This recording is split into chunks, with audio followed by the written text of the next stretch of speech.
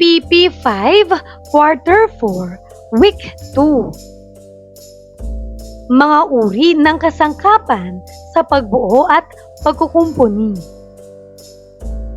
Pamamaraan sa paggamit at pag-iingat ng mga kasangkapan sa pagkukumpuni.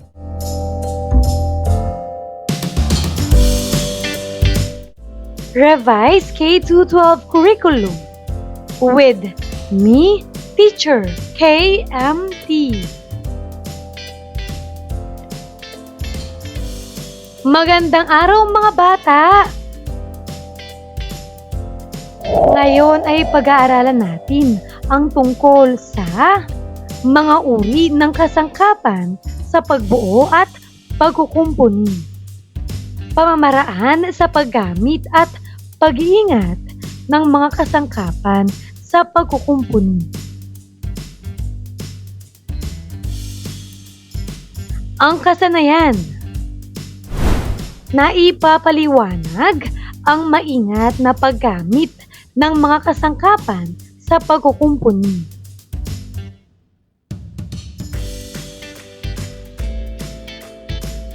Unang araw. Maikling balik-aral. Bilang pagbabalik-aral, tignan at suriin ang mga larawan sa ibaba upang higit na mahasa ang inyong kakayahan sa pagkilala ng mga sirang kagamitan, produkto o bagay na yari sa kahoy, metal, dekuryente at iba pa, at matiyak na kayo ay may sapat na kaalaman na sa natalakay na paksa. Para sa unang larawan, ano ang tamang sagot?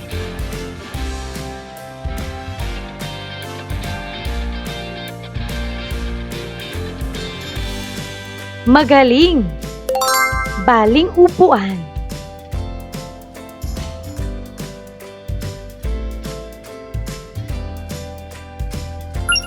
Ikalawa, tama. Putol na wires o kable. Pangatlo, mahusay. Baluktot na tubo. Pang-apat, napakagaling. Kinalawang na metal.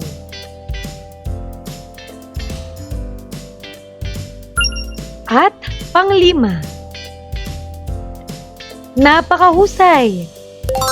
Basag na salamin. Sagutin. Una, sa inyong tahanan, ano ang mga kadalasan mong nakikitang sirang kagamitan, produkto o bagay? Sa iyong palagay, bakit ito nasira?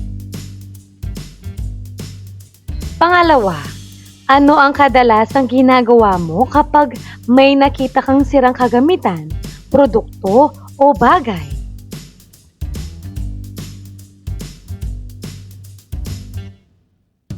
Paglinang sa kahalagahan sa pagkatuto sa aralin. Tanong. Una, sa iyong palagay, paano kaya nakukumpuni o nare-repair ang isang kagamitan, produkto o bagay na yari sa kahoy, metal o dekuryente at iba pa? Tama! Nakukumpuni ang mga kagamitang yari sa kahoy, metal o dekuryente sa pamamagitan ng pagtukoy muna sa sira at pag-aayos nito gamit ang angkop na kasangkapan at paraan tulad ng pagdikit, paghinang o pagpapalit ng pyesa. Pangalawa, kung halimbawa ay nakitang may sira ang isang kagamitan, produkto o bagay, dapat ba na agad itong itapon at di na mapakinabangan? Magaling! Hindi dapat agad itapon ang sirang kagamitan, produkto o bagay. Mas mabuting suriin muna kung maaari pa itong ayusin o magamit upang maiwasan ang pag-aaksaya. Paghawan ng bokabularyo sa nilalaman ng aralin. Una, pie. Sa konteksto ng panukat, ito ay tumutukoy sa measurement o sukat sa haba ng isang bagay. Katumbas ito ng 12 pulgada o inches. Pangalawa, adjustable jaw. Ito ay bahagi ng kagamitan na maaaring i-adjust o baguhin ang lapad o sukat upang magamit sa iba't ibang material at trabaho. Pangatlo, handheld tools. Ito ay mga kagamitan na maaaring dalhin o hawakan ng isang tao nang hindi kailangang ilagay sa isang mesa o iba pang pantay na ibabaw. Pang-apat, bristle. Ito ay karaniwang gawa sa mga buhok ng hayop na ginagamit bilang brush para sa paglilinis. Ikalawang araw. Unang aralin, mga kasangkapan o kagamitan sa pagkukumpuni. Pagproseso ng pag-unawa. Paano to? Kialanin ang mga kasangkapan o kagamitan sa mga sumusunod na larawan. Sa kahon ay nakapaloob ang mga salita na posibleng pangalan ng kagamitan o kasangkapan na pinapakita ng mga larawan. Pumili ng sagot mula rito at isulat ito sa patlang.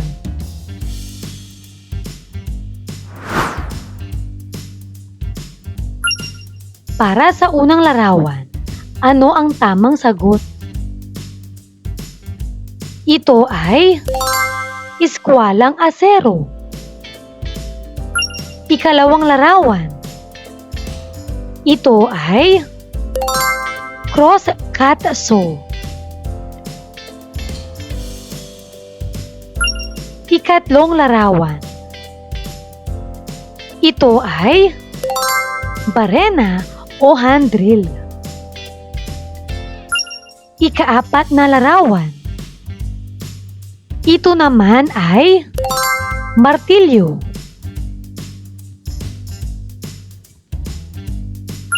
Ikalima, ito ay gato. Ikaanim, ito naman ay papel de liha.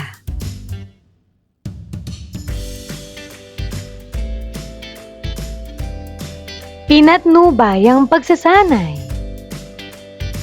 Ang mga sumusunod ay iba't ibang kagamitan o kasangkapan na ginagamit sa paggawa ng mga proyekto, produkto o bagay na yari sa kahoy, metal, dekuryente at iba pa. Para sa unang bahagi, titik A, mga kasangkapang panukat o measuring tools. Ito ay mga kagamitan o kasangkapan na ginagamit upang sukatin ang haba, lapad o iba pang mga dimension ng isang bagay. Ang tamang paggamit ng mga measuring tools ay mahalaga upang matiyak ang eksaktong sukat ng mga materyales o produkto. Una, zigzag rule. Ito ay panukat na yari sa kahoy at karaniwang umaabot na 6 o higit pang bilang ng pihe. Naititiklop ito at karaniwang ginagamit sa masisikip na lugar na mayroong kailangang sukatin. Pangalawa, iskwalang asero. Karaniwan itong kilala sa tawag na L-square. Ginagamit rin itong panukat ng mga mananahi sa paggawa ng mga pattern. Pangatlo, meter stick.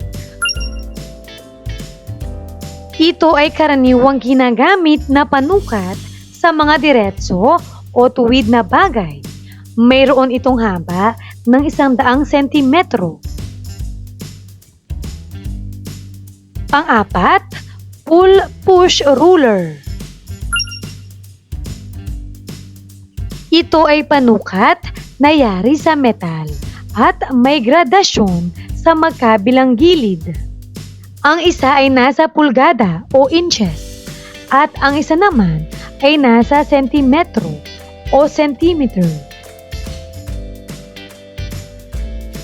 Panglima, protractor. Ito ay panukat sa pagkuha ng mga degree kapag gumagawa o sumusukat ng mga anggulo. Pang-anim, triangle. Ito ay ginagamit na panukat o gabay sa pagguhit ng mga linya sa drawing at iba pang maliliit na gawain. May dalawang uri nito, ang 30 by 60 at ang 45 by 45 degree triangle. Pang-pito, T-square. Ito ay ginagamit na panukat o gabay sa pagguhit ng mahahabang linya. Ginagamit rin itong gabay o patungan ng triangles kapag nagdo-drawing. Pang-walo, medida.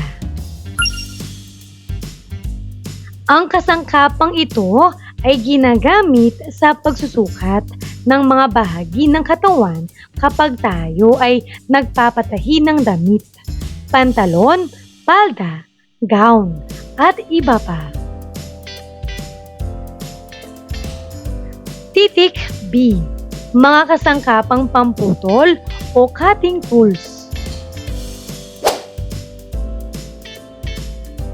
Ang pamputol o cutting tools ay mga kagamitan o kasangkapang ginagamit sa pagputol o pagbawas ng mga material upang makabuo ng isang tiyak na hugis, sukat o disenyo. Ang mga kasangkapang ito ay maaaring handheld o stationary at maaaring gamitin sa iba't ibang mga materyales tulad ng kahoy, metal, plastic, at iba pa. Una na dito ang rip saw. Ginagamit na pamputol ng paayon sa hilatsa o grain ng kahoy. Pangalawa, cross-cut saw. Ginagamit na pamputol ng pahalang sa hilatsa o grain ng kahoy. Pangatlo, backsaw. Mas maliit ito kaysa sa ibang lagari at may pino o maliliit na ngipin. Mayroon din itong suportang matigas na metal sa likod upang hindi bumaluktot habang ginagamit. Pang-apat, coping saw. Ito ay ginagamit sa pagputol ng pakurba sa proyektong yari sa maninipis na kahoy. May makitid o maliit itong talim na may mga pinong ngipin. Panglima, keyhole saw.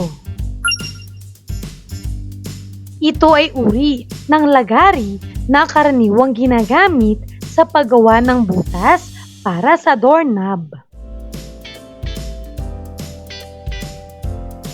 Pang-anim, gunting de yero. Ginagamit na panggupit ng maninipis na lata o yero.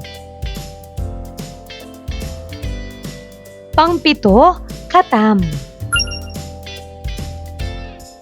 Ito ay ginagamit na pampakinis o pampantay sa ibabaw ng kahoy. Titik C. Mga kasangkapang panghawak o driving tools. Ito ay mga kagamitan o kasangkapan na ginagamit pamukpok o pamihit ng iba pang kagamitan o fastening materials katulad ng tornilyo, bolt o pako. Una, martilyo. Ito ay kasangkapang ginagamit bilang pampukpok sa pagbabaon o pagbunot ng pako. Pangalawa, martilyo de paja. Ang kasangkapang ito ay halos kawangis ng martilyo, maliban sa ang isang bahagi ng ulo nito ay pabilog na ginagamit panghugis ng metal. Pangatlo, malyete. Ang kasangkapang ito ay kawangis ng martilyo, subalit yari ang ulo nito sa kahoy o goma. Karaniwan itong ginagamit pamukpok pantulong ng iba pang kasangkapan katulad ng pait o chisel. Pang-apat, long nose. Mayroon itong pahaba at papaliit na pang-ipit o pamutol ng alambre o kawad ng kuryente. Pang-lima, plais. Ginagamit na pamutol o pang-ipit ng alambre o kawad ng kuryente. Pang-anim, vice grip. Isang uri ng kasangkapang panghawak na may kakayahang kumapit sa isang bagay ng mahigpit gamit ang isang mekanismo ng kandado. Ito ay mayroong adjustable jaw na maaaring baguhin depende sa pangangailangan. Pang-pito, screwdriver standard. Ito ay kagamitang pamihit ng tornilyo. Pang-walo, screwdriver Phillips. Ito ay kagamitang pamihit ng tornilyo katulad ng standard screwdriver. Titik D. Mga kasangkapang pambuhis o boring tools.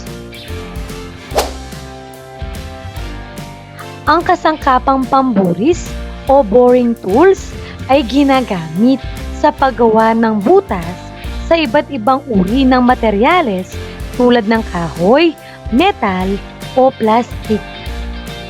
Ito ay karaniwang kinabibilangan ng mga drill bit, auger at iba pa. Una, barena o hand drill. Ginagamit sa paggawa ng maliliit na butas na hindi higit sa kalahating sentimetro. Pangalawa, auger bit. Ang isang auger bit ay mayroong isang helical screw blade para sa pagbubutas. Pangatlo, electric drill. Ito ay kasangkapang dekuryente na ginagamit na pambutas sa matitigas na bagay tulad ng semento o bakal. Titik E. Mga kasangkapang pang-ipit o holding tools. Ito ay kagamitan o kasangkapan na ginagamit upang hawakan o suportahan ang mga materyales habang ginagawa ang pagputol, pagbawas o pag-ayos. Ang mga holding tools ay mahalaga upang mapanatili ang seguridad at presisyon sa paggawa. Una, gato. Gamit na pang-ipit para maging pirmi ang kinalalagyan ng isang bagay. Karaniwan itong nakakabit sa mga working table. Pangalawa, C-clamp. Mahalaga itong pang-ipit o pangpirmi sa mga gawaing pang-industriya. Maaari itong pamalit na kasangkapan kapag walang magagamit na gato. Para sa titik F, mga kasangkapang pagtapos o finishing tools. Ito ay kagamitan o kasangkapan na ginagamit upang linisin, ayusin o gawing maganda ang mga produkto o proyekto matapos ang mga pangunahing hakbang sa paggawa. Una na dito ang papel de liha.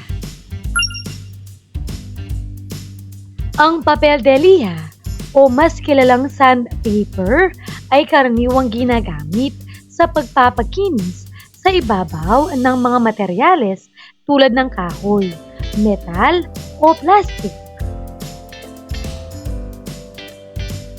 Pangalawa, pintura.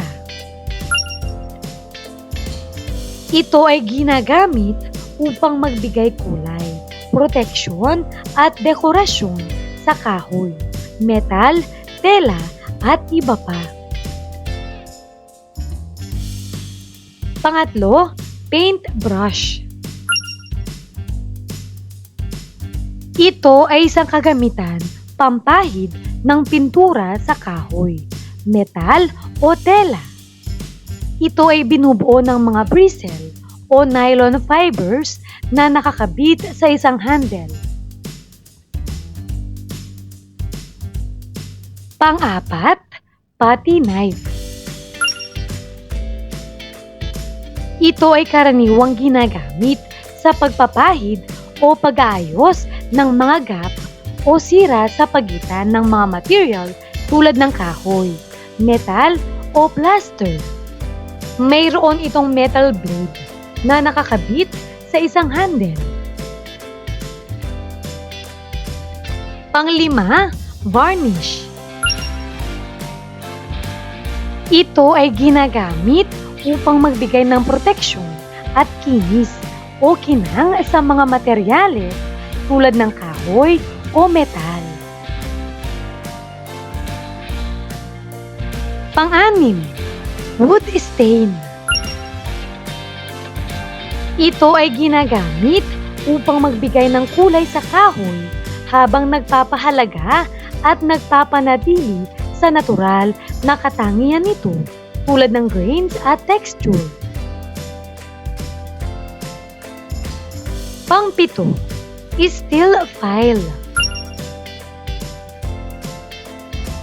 Ito ay ginagamit sa paglilinis, pag-aayos o pag-aahit ng iba't ibang mga materyales tulad ng kahoy, metal o plastic. Tanong. Una, bakit mahalaga na malaman ang iba't ibang kagamitan o kasangkapan sa paggawa o pagkukumpuni? Narito ang posibleng sagot. Basahin mo ito.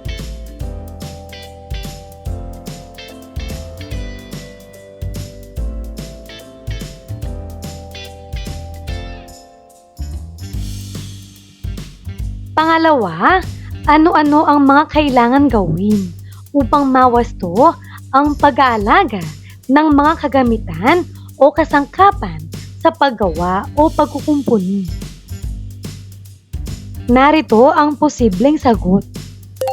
Basahin mo.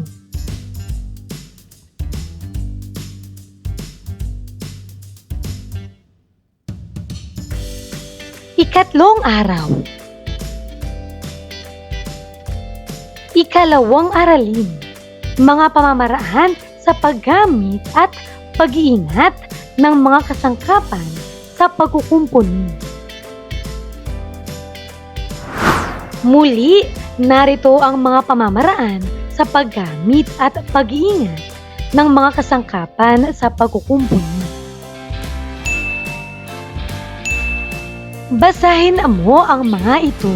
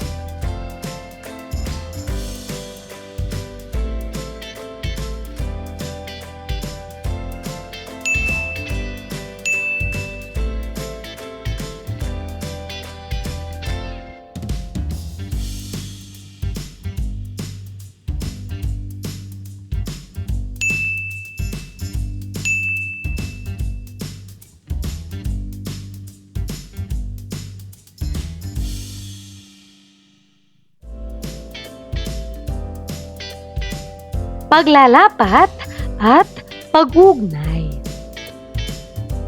Paano to? Tignan ang mga tanong at sagutan kung ito ba ay tama o mali. Isulat sapat lang ang tama kung ang salaysay ay naglalarawan ng tamang gawain at mali naman kung ang salaysay ay naglalarawan ng maling gawain. Una, basahin ang mga tagubilin sa paggamit ng mga kasangkapang dekuryente bago gamitin ang mga ito. Makabubuting gamitin ang mga kasangkapang ito sa ilalim ng patnubay ng guro. Tama o mali? Ito ay tama. Pangalawa, gumamit ng damit pantrabaho tulad ng apron, overall at magpalit kagad ng kasuotan matapos gumawa. Tama o mali? Ito ay tama.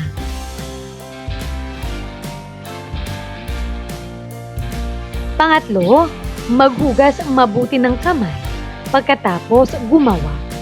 Higit na mabuting maligo upang malinis ang buong katawan matapos makapagpahinga sa paggawa. Tama o mali? Ito ay tama. Pang-apat, gamitin ang mga kasangkapan tulad ng welding machine, lathe machine, mga chemical at iba pa kahit wala ng hand gloves upang mapabilis ang trabaho. Tama o mali? Ito ay mali.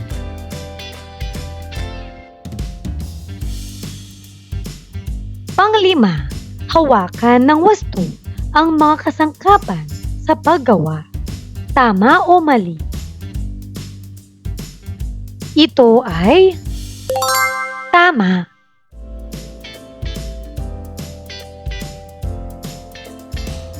Pabaong pagkatuto. Tanong. Una, bakit mahalaga na maingat tayo sa paggamit ng kasangkapan o kagamitan sa pagkukumpuni? Magaling! Mahalaga na maging maingat sa paggamit ng mga kasangkapan o kagamitan sa pagkukumpuni upang maiwasan ang aksidente at pinsala sa sarili at sa iba. Nakakatulong din ito upang hindi masira ang mga kagamitan at upang maging maayos at ligtas ang paggawa.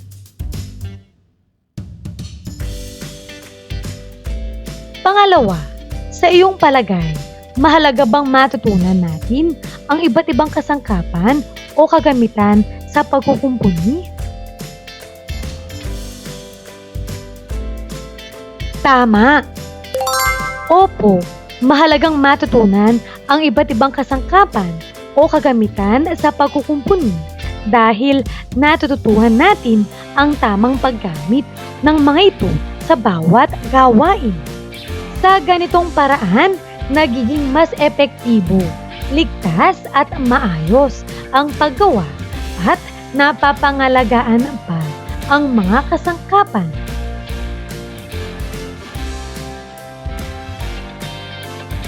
Pagninilay sa pagkatuto. Gagabayin ka ng iyong guro para sa gawain na ito.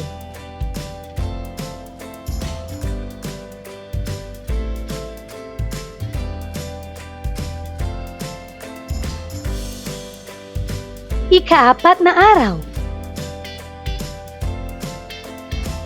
Pagsusulit. Paano to? Suriin kung anong kasangkapan o kagamitan ang tinutukoy ng bawat larawan.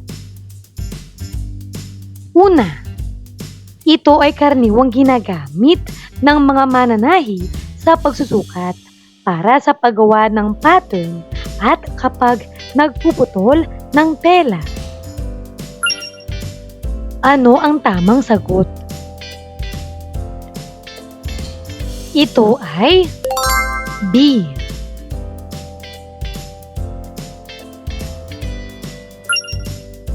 Pangalawa, ang kasangkapang ito ay ginagamit sa pagkuha ng mga degree kapag ikaw ay gumagawa ng mga anggulo sa iguguhit ng mga linya.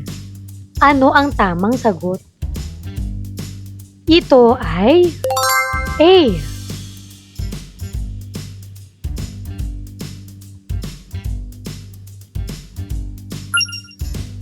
Pangatlo, isang uri ng panghawak ng kagamitan na may kakayahang kumapit sa isang bagay ng mahigpit gamit ang isang mekanismo ng kandado. Ito ay mayroong adjustable jaw na maaaring baguhin ang lapad ng pagkahawak depende sa pangangailangan. Ano ang tamang sagot? Ito ay B.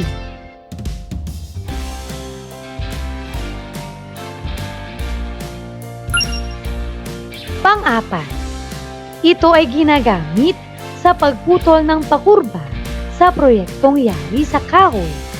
Ano ang tamang sagot? Ito ay A.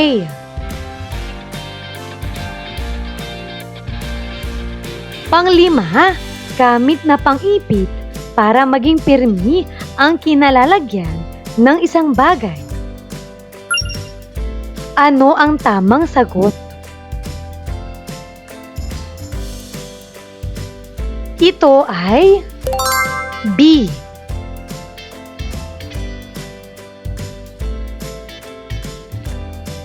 Mahusay mga bata!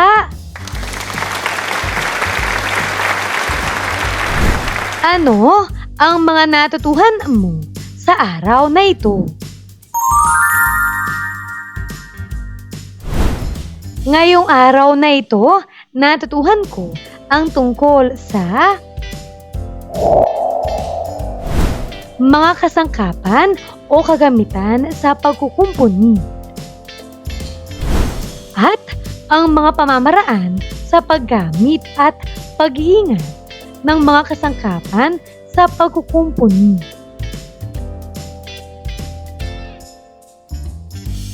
Maraming salamat sa pakikinig mga bata. Sana ay may natutuhan kayo. Huwag mo kalimutan, pindutin ang like, share, at subscribe.